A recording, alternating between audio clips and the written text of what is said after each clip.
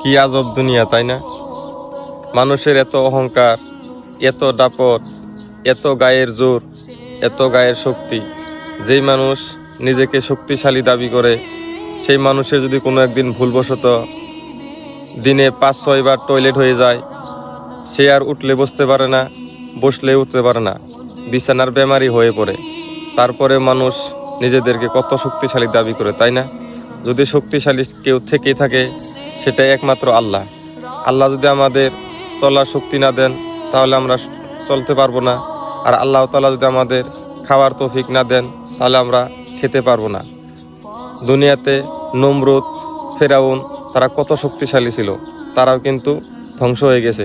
তাদের থেকে কিন্তু আমরা বেশি শক্তিশালী হতে পারি নাই। তারা তো এক পর্যায়ে নিজেদেরকে রব দাবি করতো, তারাও কিন্তু পরিশেষে ধ্বংস হয়ে গেছে। সেজন্য বলি, কেউ যদি শক্তিশালী আছে, সেটা একমাত্র আল্লাহ। নিজেকে শক্তিশালী দাবি করিয়েন না।